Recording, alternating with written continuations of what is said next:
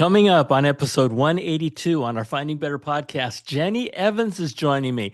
And this is such a fun conversation. We're going to talk about things that you can do, really easy things that you can do even before this episode is over to find better in your life. Let me give you an example. How to get rid of all your stress that you're dealing with, that flight or fight mechanism that you just went through, the adrenaline that's just pumped through your body, causing that stress, and getting rid of it all in 60 seconds.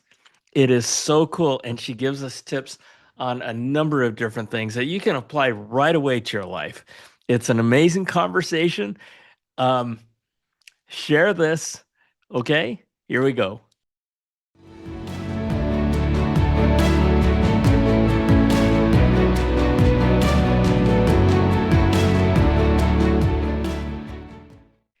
Hello, hello, hello, and welcome back to Finding Better Podcast. My name is John Suzuki, and I am your host.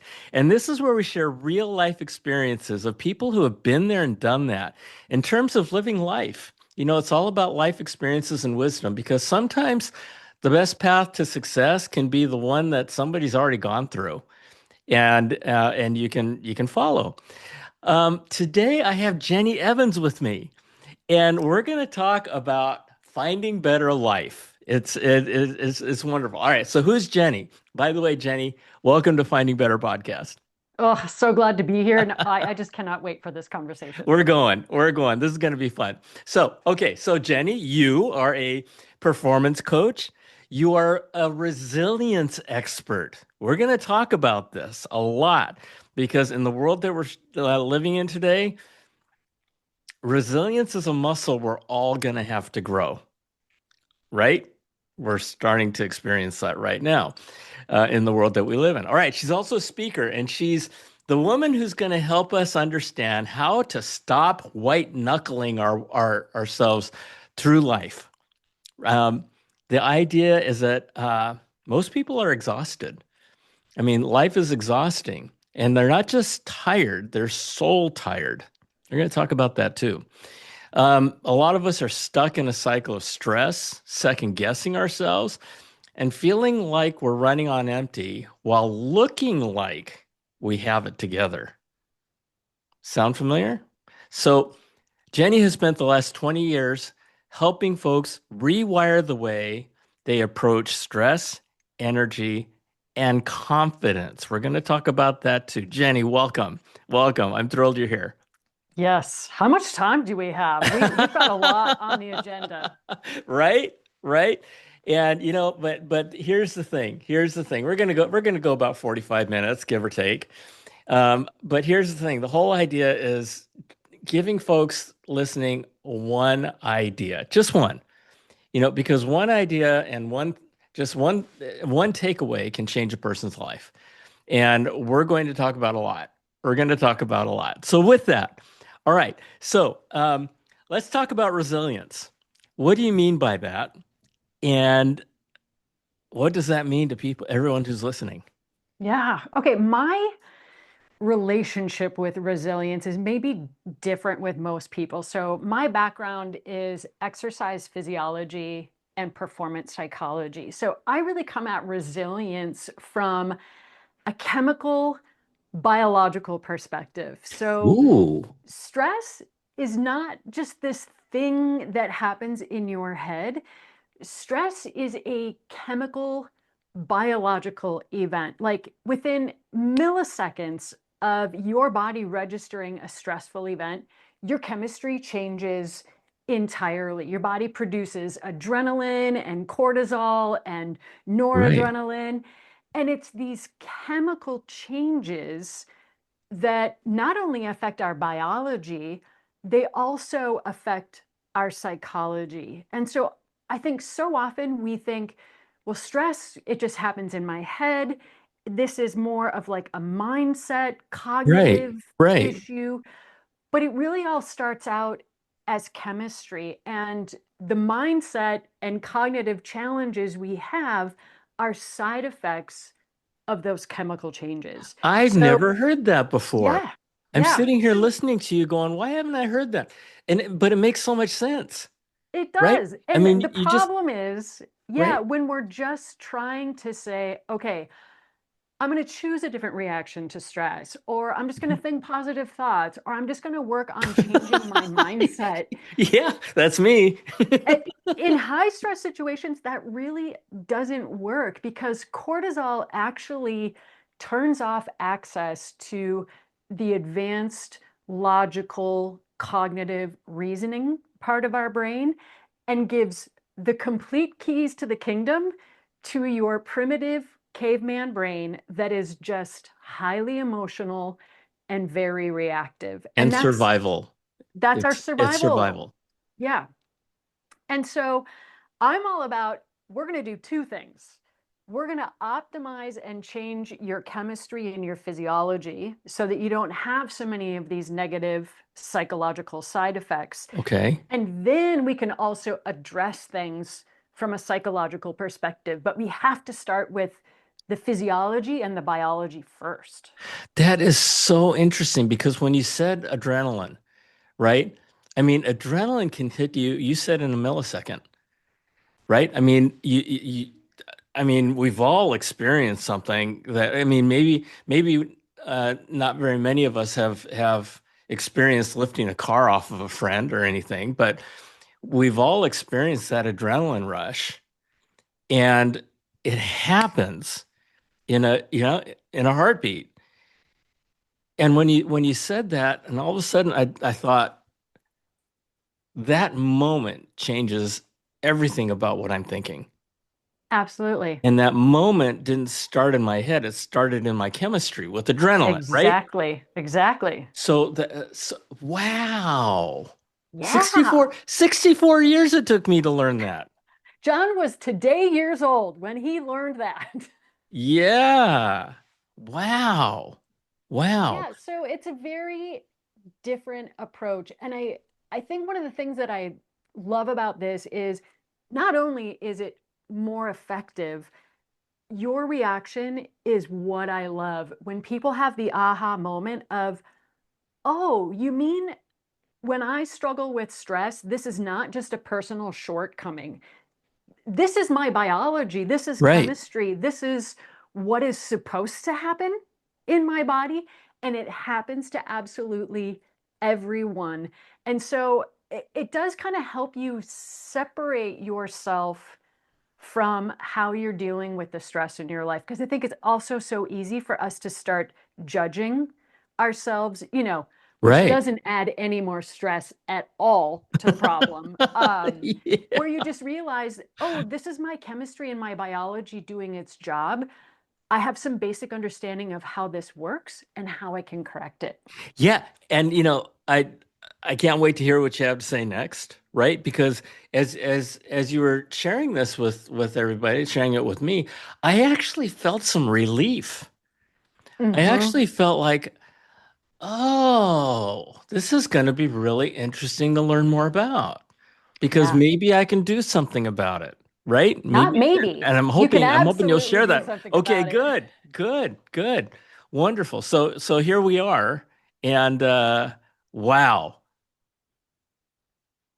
that was I want to huge. give you, okay, so here's what I want to do. I want to give you and everybody listening one tool that they can use to change their chemistry. And then Okay. after they've done that, another tool that they can use to change their psychology. How does that sound? Okay, let's go. All right. Okay, so the first tool you can use to change your chemistry is something that I call a microburst.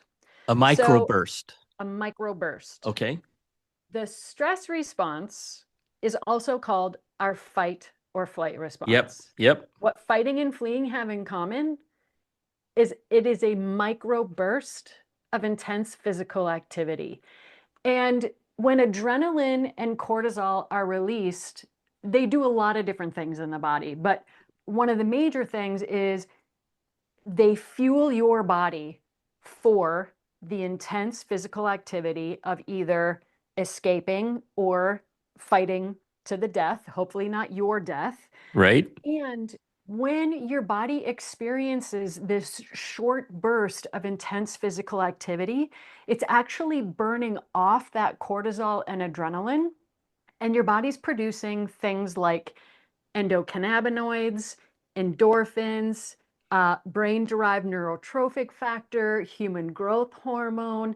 And what these bliss molecules do is they actually restore chemical biological balance to both your body and your brain. And so it helps us to really allow our fight or flight response to what I call just like play itself out, because we're so often, we have our stress response triggered and we're sitting in a meeting, we're sitting on a Zoom call, you're sitting behind the wheel in rush hour traffic. We don't get that physiological response to stress anymore. And so what happens is there's nothing that switches that cortisol and adrenaline off and turns on those bliss molecules. So what happens is that cortisol just continues to circulate in our bodies, and it affects every major system in our bodies. It is responsible for insomnia, headaches, muscle tension, cuts off access to the advanced part of the brain. It makes us hungry for high fat, high sugar foods. It makes us gain weight. It reduces our immune system. Okay, I want to unwind something right that you said, because you said a lot and that was fascinating. So we talked about the fight flight reflex, and we talked about how that basically, I mean, that's where the adrenaline and cortisol comes in. And you also said that we're living on desk jobs, we're sitting behind the wheel, we're sitting in meetings. And I think what you just said is that so there is no physical reaction. There's no physical activity to burn it off, basically. Because You got it. if I'm if I come across a grizzly bear, right? Or in the old days, I came across a saber-toothed cat. Um, I'm gonna run like hell. And Yeah. hopefully, as they say, I can run faster than the guy I'm with, right? Yeah. Exactly. I'm gonna be running faster than I've ever run in my life. So I'm Uh-huh. burning that stuff off, right? I mean, Exactly. I'm burning the cortisol off. I'm burning the adrenaline off. And in the meantime, these other things that you talked about that I don't understand, but like you said, we all have, right? To come into balance it, they come into balance it. Now, if I don't have that reaction of running and burning it off, the adrenaline and cortisol stay at high levels. It doesn't get burned off, and the other stuff doesn't get engaged. Is that what you're Exactly. saying? Exactly. So then so here we find ourselves in a place where we're totally freaking out, And you right? can't calm a freaked out brain with a Yeah, freaked out brain. right. This, I mean, okay, so that's two boom moments, right? Because now, I mean, what you're saying, Jenny, is just makes so much sense. It just makes sense. Right?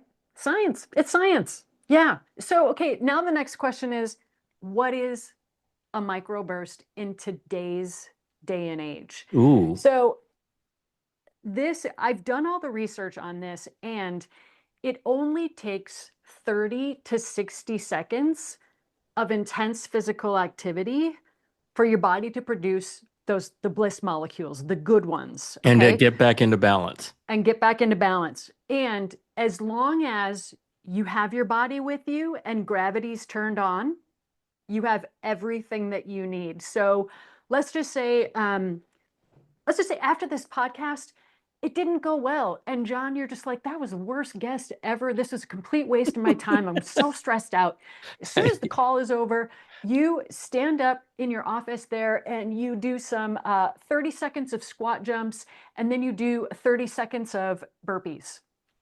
That's all I'm talking about. 30 to 60 seconds of a micro burst, intense physical activity is enough to change your body's chemistry. Whoa. You can do jumping jacks. You can, if you have stairs in your office building, instead of taking the elevator to your next stressful meeting, use the stairwell instead. That is so fascinating. I mean, I'm sitting here going, because everybody has heard of fight or flight. Everybody has heard of it, right? Yeah. I mean, it's the caveman reflex. We all have it. Everybody has heard of adrenaline. Everybody has experienced adrenaline, but I've never heard or thought of it from the standpoint of what do you do about the adrenaline? It's in my mind, it's like, okay, where does it go? Well, it just kind of calms down after a while, right? But maybe Yes and not. no. So, adrenaline will leave your body fairly quickly if you do nothing. But every time cortisol is produced, it stays in your body for up to about 3 hours. So now, Ooh, John, think about how often our stress response is triggered throughout the day. And these can even be positive stressors. sure. And if we don't get a microburst to rid ourselves of the cortisol, we're just adding more cortisol as the day goes on, and the levels just continue to get higher and higher, which takes a toll physiologically, not to mention psychologically. Now tell us again what cortisol does. I need to Okay, hear this so twice. cortisol in and of itself is not a bad thing. Your body produces it naturally. Typically, cortisol production peaks in the morning. It's part of what actually wakes us up and gets going during the day. It's involved in our immune system, our digestive system, our musculoskeletal system, our reproductive system. We have to have some cortisol. It does do good things in the body. Good, good. Here's the Okay. problem with anything. If you have too much of it There you in your go. body for too long, like Yep. we all know water's a good thing.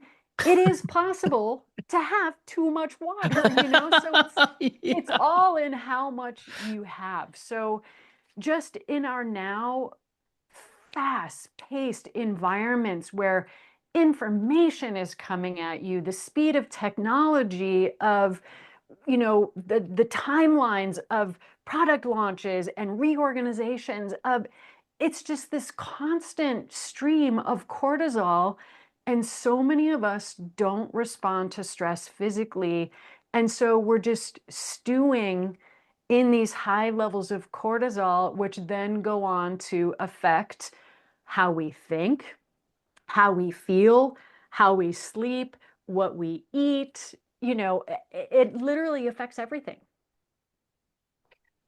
You just said when we don't respond to stress physically, Hmm. that is so antithetical to my thinking of it's in my head. It's in my head. I just gotta think it through. I just have to relax. I just have to, right? You're saying no. Get out and do jumping jacks. Get out and do It's burpees. in Get your out and body. run in It's in place your for body. 60 seconds. Yeah. How easy is that? I mean, really. That is the best part of this is it's not that you have to do this for 20 minutes. Right. 30 to 60 seconds is all it takes. Okay.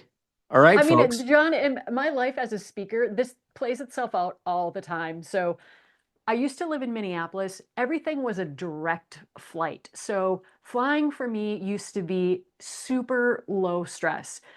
I moved to San Diego. Now, everything is a connecting flight, and Yep. inevitably, something horrible goes wrong. You see me running through the airport trying to catch a flight, dragging my bag. But by the time I've hopefully made it to that flight, I get on board and I'm like, all right, that was dicey as hell, but I feel good. Like I kind of got the giggles afterwards where you're like, oh my God, I totally made it because now I've got the endorphins, I've got the endocannabinoids, which is a cannabis-like substance of we are designed to respond to stress physically. That is crazy. I was just imagining myself in your situation of running through the airport, and every single time I'll sit down in my chair and I'll just go, ah, right? Yep, And I'm thinking to myself, there's never been a time in my life where I've sat down in the chair after running like that and still remained stressed and still remain like, I got to keep running. I got to keep running. It's right. It's always exactly. been just what a great example. Yep, I because it mean, changes your chemistry. there's, you know, the fear of missing your flight is, I mean, that pumps up your adrenaline a little bit, Oh, right? my biggest fear. I mean, the other night I had a dream that I was missing a flight. That is my greatest fear in this world.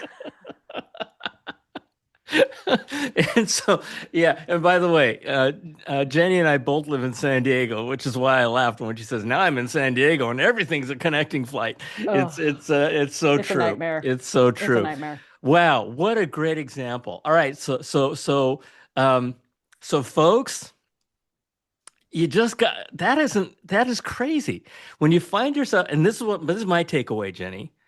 When I find myself in a stressful situation, in a stressful meeting where I've had a stressful conversation, I'm just go find a closet and do Go into the jump squats. bathroom. Yeah. Yeah. Whatever Go. you have to do, find an empty conference room. Like I said, Yeah. take the stairs.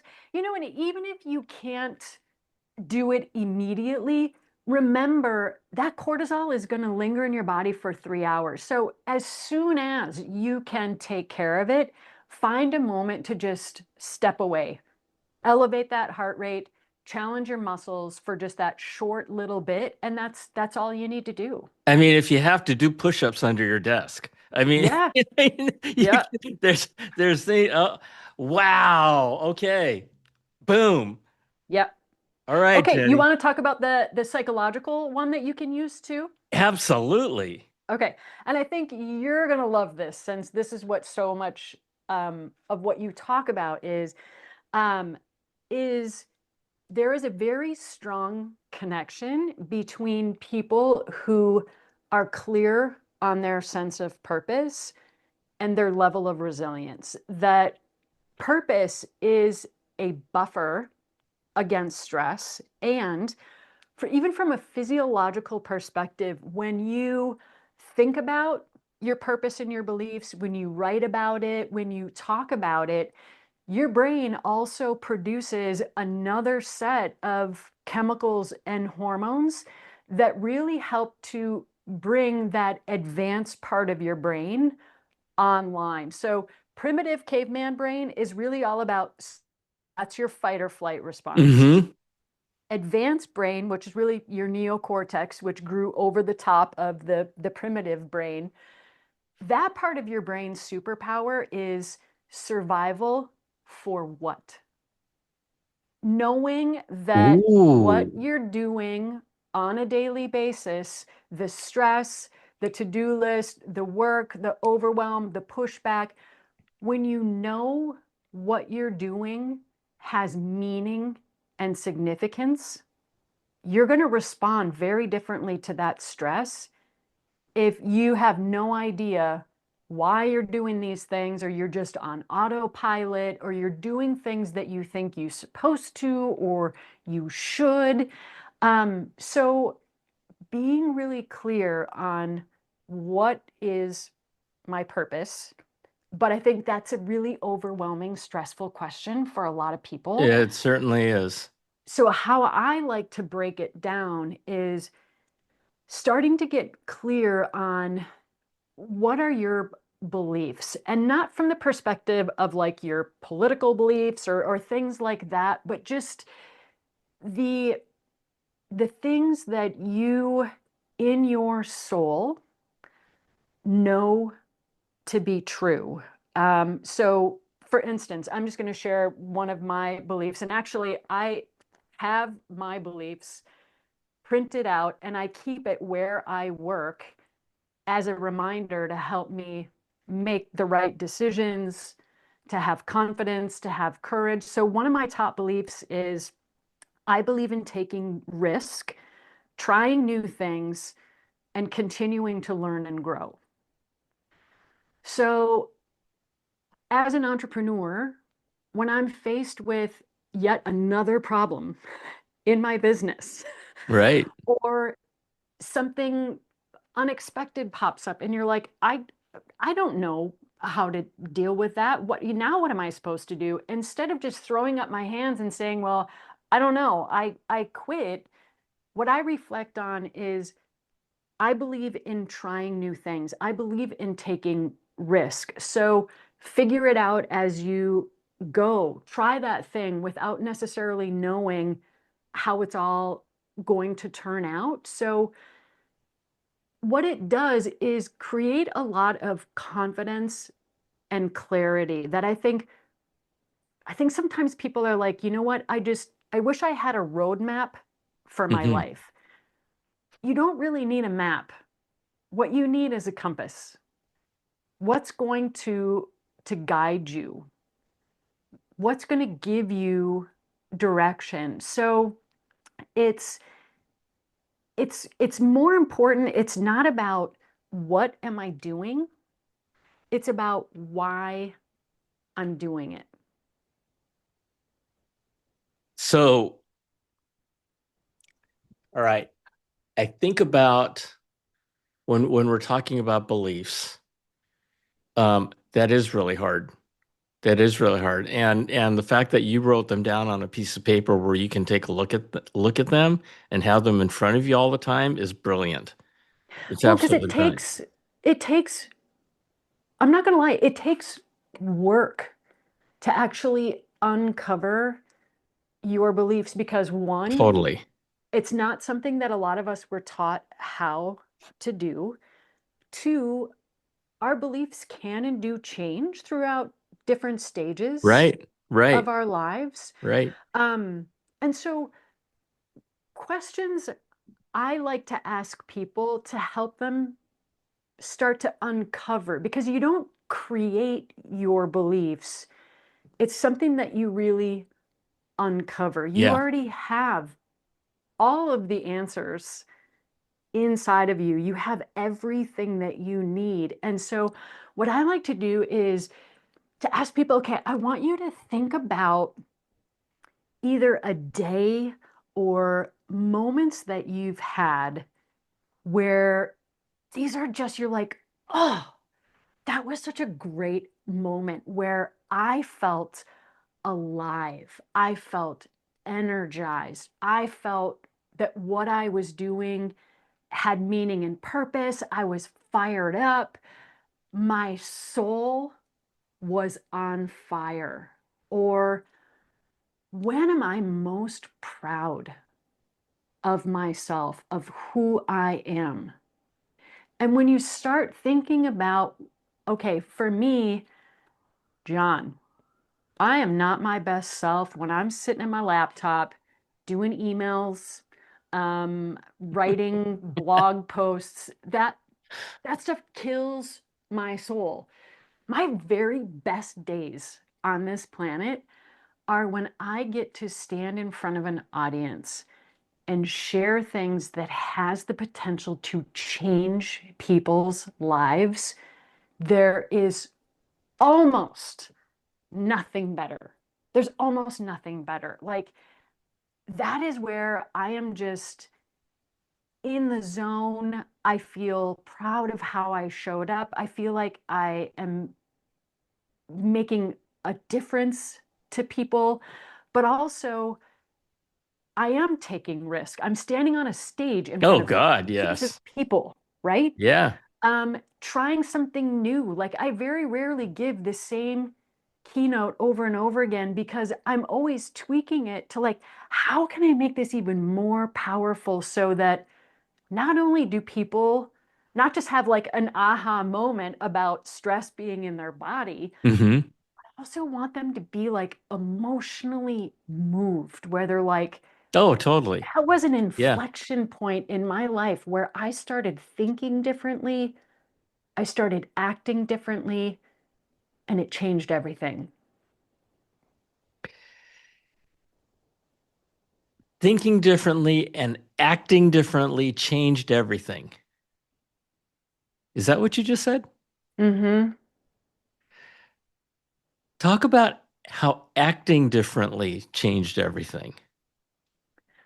So, okay, I think a decent amount of stress in our lives happens when there's a difference between what we think or know is important Mm-hmm. versus what we're actually doing. Okay. So I'm going to give you an Okay. example. Speaking, I love my job. It is my dream job. I love it, love it, love it. Well, when I became a mother, I was honestly shocked at how much I loved being a mom. And I was like, oh, I'm only going to have one kid. I've only got one shot at this. I absolutely love this. But I also love my career. So, what decision do I make? What do I do with my time and energy? Mm-hmm. My belief at that moment in time was it's more important for me to be the very best mother that I can possibly be. And so I limited the number of days that I would go out on the road, even though it brought me so much life and so much joy. There was money associated with that. I was very clear on what and who was important at that time in my life, which then inspired me to take appropriate action. Because if I continued that travel schedule, I would have felt horrible and Sure. guilty while I was on the road, and just my quality of life, it would have been a lot of stress and anxiety. A lot of push-ups. Oh, so many. I would, John, my upper body would have, I wouldn't have even fit on an airplane. Um, and so when you're clear on what you believe, you're also clear on your time and your energy and the actions that you're taking. It creates alignment and meaning because there's a Y- lot of misalignment that just creates stress Oh when my you're like, gosh. Yeah. I'm, you know, the story, I'm stuck in this job. We couldn't, there's no way I can find another job. I mean, granted, in this economy, things are a little crazy, or things that we tell ourselves, like we couldn't possibly get by on less money, or, you know, like society tells us, here's what brings happiness and fulfillment: more money, bigger house, more cars, you know, the title. Research shows that is not what creates lasting happiness. Sure. What really is fulfilling when we have integrity and alignment and congruence between what we say is important and how we're actually living our lives. You know, when you talked about beliefs and figuring out beliefs, it was really interesting. You know, when you said most people say, you know, when you refer to beliefs as being something that's inside of us, most people say, you know, it's all right in here. It's all right in here. And you're pointing to your head. Exactly. Thank you for those who are Yep. listening and not watching. I'm pointing to my head. That's It's not all in where here. they But are. you didn't say that. You said it's Nope. all inside of you, right? And when I talk about beliefs, I can't tell you how often I am pointing to my chest. Your I'm heart, pointing to my sternum, my your gut. gut. Of these are things that you just know with every fiber of Yeah. your being that Yeah. you would argue for, you would go to the mat for, you would not sacrifice. Um, you know, I also, one of my biggest beliefs is I believe in strength, physically, emotionally, mentally, spiritually. So when I say I believe in strength, that means I exercise on the regular. I strength train because being physically strong makes me feel mentally and emotionally strong. I Sure. believe in mental strength. So when something goes haywire in the business or just doesn't go the way I want it to, I'm like, this is a chance for me to grow and build this muscle. When something is emotionally challenging, instead of just saying, like, God, why does the world hate me? And why does this always happen to me? How you can see it as, yeah, this is challenging, but no discomfort, no growth. I'm going to learn something on the backside of this. And so being clear on what you believe really changes how you respond to stress, to challenges, to barriers, to the unknown of you have a completely different lens. You know, one of the things, wow, where do I start? So, this book, I wrote this book, American Grit, and the subtitle is From a Japanese American Concentration Camp Rises an American War Hero. And the book is about the internment camps during World War II, where over 200,000 Japanese, two-thirds of whom were American citizens, were thrown into these camps just because of their race, because they were of Japanese ancestry. And so it talks about that. It talks about this story, but the underlying theme to my book is these men who volunteered out of those camps to fight and die for the United States Army, who put them and their families into those camps, they didn't blame anybody. They didn't allow themselves to be victims. They took responsibility. They chose, right? And it was their belief that drove them. And one of the core beliefs was we're just as deserving to be treated as American citizens as anybody Mm. else. Mm-hmm. But we have to go out and prove our loyalty to this country. And that is a mindset shift that you just talked about, where you can look at it and you can say, "Oh, I'm a victim," or you can say, "What am I going to learn from this, and what am I going to do about it?" Yeah. And that's one of the things that I really encourage, especially young people. I say, don't be a victim. I mean, the world, like you said, is becoming more and more stressful all the time. And you can choose to learn from what's going on. You can choose to learn from what's happening to you because a lot of things are happening to you. I mean, a lot of things we don't have control over. Yeah. Or you can become a victim and say, all this is happening to me, so therefore it's not my fault. Well, it's nobody's fault. The question is how you're going to respond to it. So, uh, this whole I mean, wow, wow. It's and it all ladders up to purpose, right? Mm-hmm. And figuring out what you want your purpose to be because we all have one. We can choose them. And boy, we've talked about a lot of things today. I know. That's where I was like, how much time do we have? This is all the good stuff. Yeah, and you choose strength. Like you said, you choose strength. And I can imagine because I just planted that one in my head. I choose when if I choose strength, it changes. I mean, I instantly feel it. I feel a difference that says Chemically, because it does change your chemistry. that is so interesting. Yeah. We get GABA and we get more endorphins and the chemical changes that happen when we reflect on our sense of purpose, beliefs, um, they make us, well, they make us happier. They Yeah. make us feel more fulfilled, but they also make you more extroverted. They make you more goal oriented. Um, so these are also like the hormones of action. When you talk about like it's a choice, and the examples that you gave of, the Japanese Americans choosing, and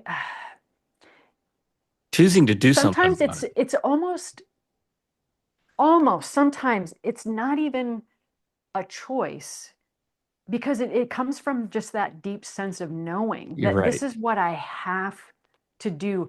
I am being pulled to do, I am being compelled, I'm being inspired.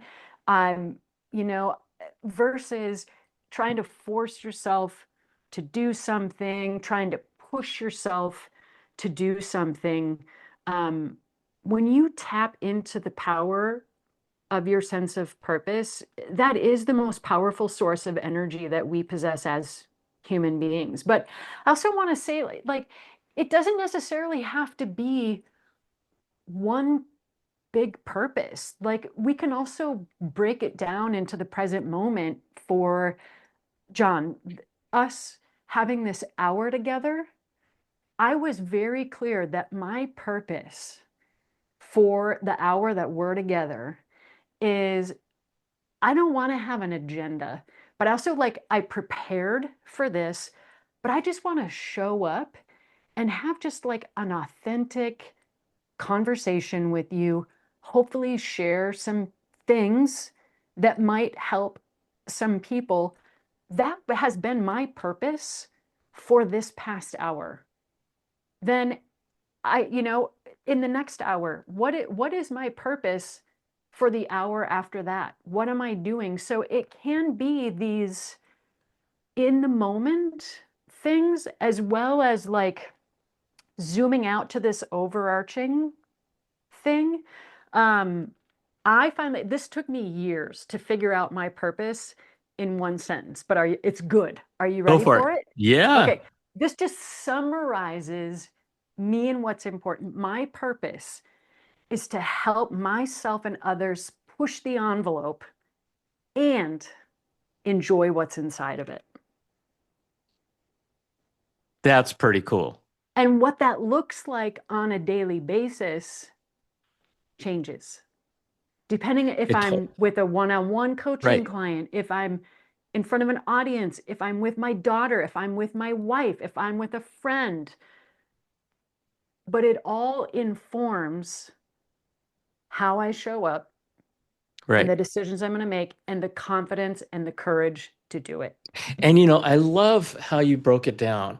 Because when people think of I gotta know my purpose, they think about this big, grandiose life purpose, and they got nobody knows. I have my life purpose in one sentence, and that is to make the world better than the day I landed on it.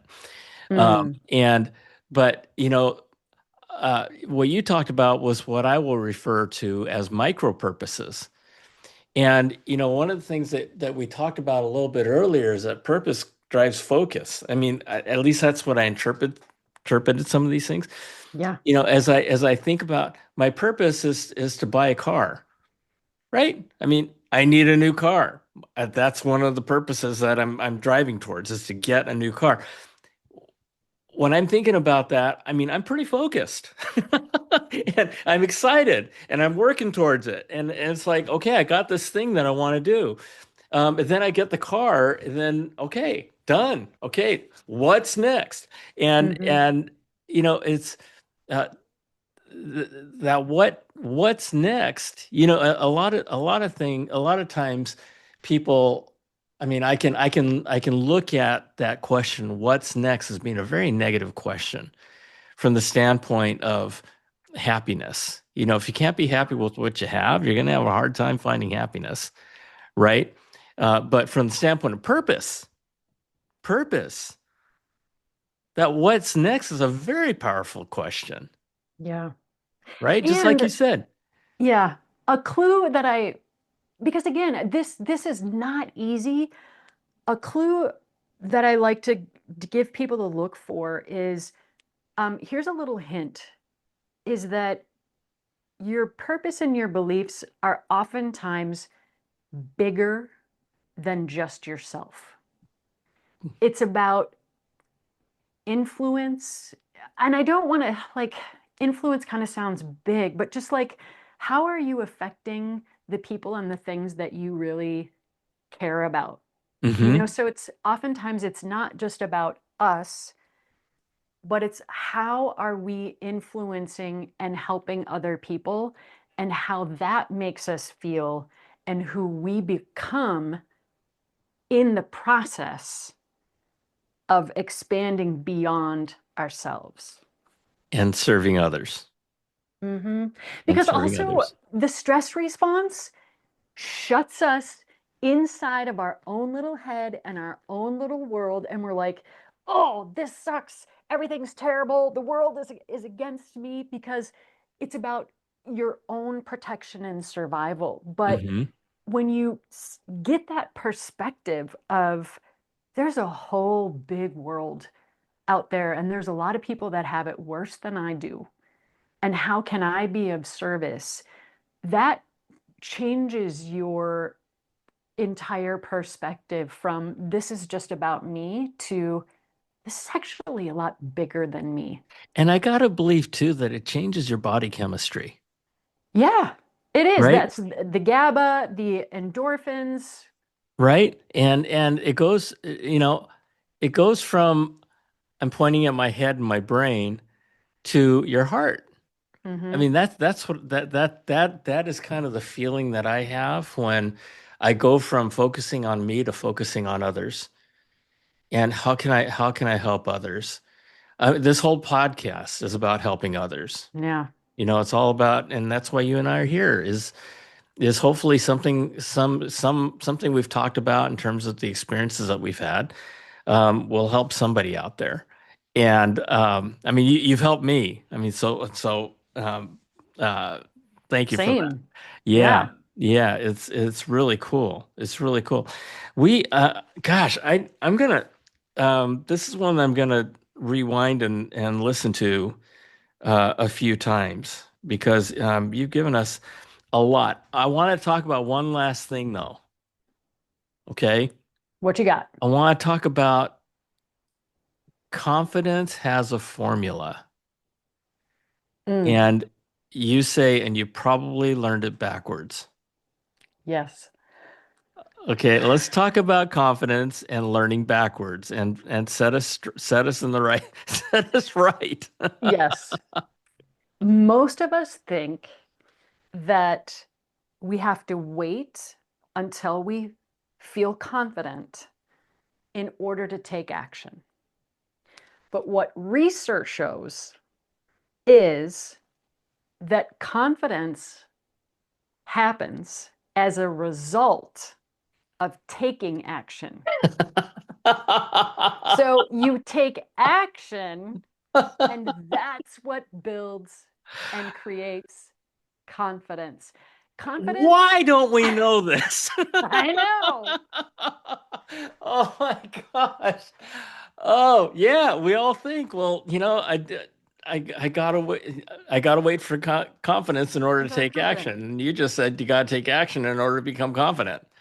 I mean, to think about it, confidence means self trust.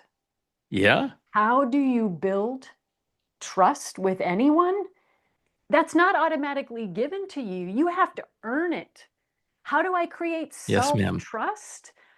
I start small by just doing the things that I tell myself I'm going to do. So I'm going to get 9 hours of sleep. I'm going to exercise on the regular. I'm going to eat healthy foods. I start creating trust in myself that I can and will do the things that I say I'm going to. I can also build it by taking small risk. Okay, doing something just a little bit beyond my comfort zone and realizing I didn't die. Okay, the world didn't explode. I actually took a risk and I did that thing. Oh, I just created some trust that I'm actually capable of more than what I thought I was capable of. Confidence is about building trust. And how do you build trust? Through action. That is okay. So I think we just covered the limit of my day because I just okay. So trust you okay. Self-trust. How do you gain trust? Do you earn it?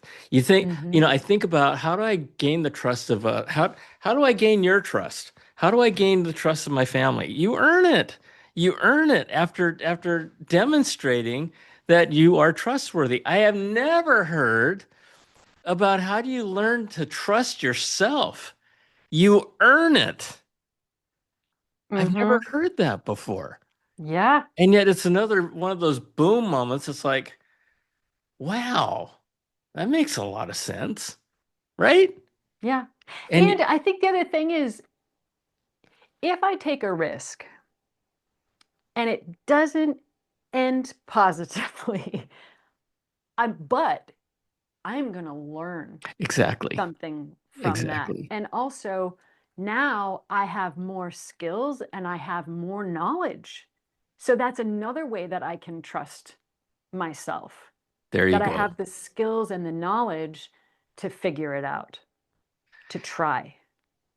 And another part to this, which might be the flip side of the coin, is trust yourself to fail. Trust yourself to Oh. fail. It's okay, right? Trust yourself. And when you find yourself in that mindset that you go, okay, because paraphrasing what you said, there is no such thing as failure if you learn something from it, right? Mm-hmm. So trust yourself to fail. And then once you get to that point of trusting yourself to fail, fail fast, right? Fail fast. Moving forward, fail. It's okay. It's okay as long as you learn something from it. Yeah. And so confidence, confidence is born of taking action, not the other way around. Yep. You got to have your receipts. You got receipts. Look at all these things that I did. These are my receipts that I deserve to be confident. I've got all this evidence and proof. That is amazing. Jenny, this has been one of the fastest, whatever, close to an hour that I've spent in a long time. Same. And you've given us, if nothing else, folks, understand microbursts. when when you're stressed out and that adrenaline kicks in, and you know do push-ups for 60 seconds and you'll be fine. Mm-hmm. and and we talked about psychology, we talked about confidence, and wow.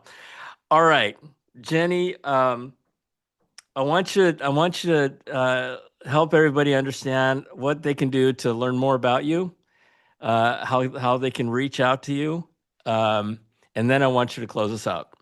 Okay, cool. Um, so I speak to companies and organizations, but I also have programs for individuals around resilience, performance, confidence. Actually, because we talked about purpose and how challenging it is to kind of create clarity, I actually have a freebie that I want to share that is a 7-step framework that walks you through a process to start getting clarity on your sense of purpose. So if you go to jennyevans.com/bestlife, you're going to be able to download this PDF for free, 7 steps to walk you through. Um, but my website is jennyevans.com. I have a YouTube channel that is literally full of hundreds of highly produced, fun. I I'm very serious, but also I'm serious about having fun. So lots of short videos to learn more about stress, resilience, confidence, performance. So yeah, jennyevans.com, you can find everything there. And it's spelled exactly as it sounds. Yep, Jenny Evans. JENNYEVANS. Good, good, good, good. All right. So close us out. What do you want to leave us with? Mm. Okay, I'll leave it with two things of, when you're feeling overworked, overwhelmed, overstressed, overstretched, overbooked, overmedicated, just friggin' over it. Yeah. I want you to think about two things. How can I change my chemistry?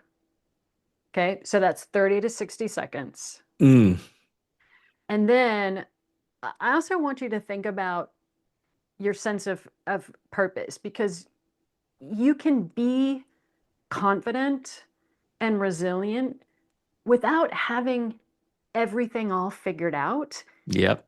If you have that internal compass, that it's not so much about, you know, I don't have to know what I'm doing. It's more so I have to trust why I'm doing it.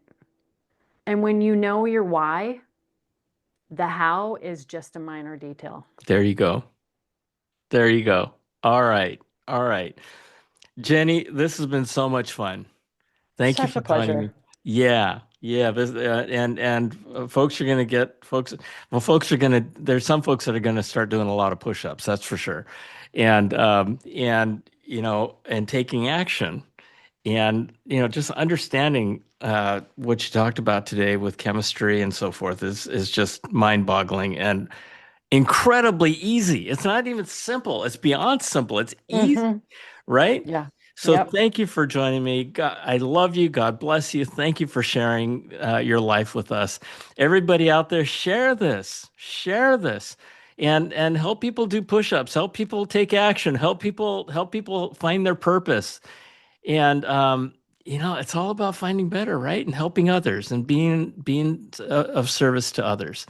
So with that, I love you. God bless you all. Thank you for joining us, and we'll see you next time. Bye.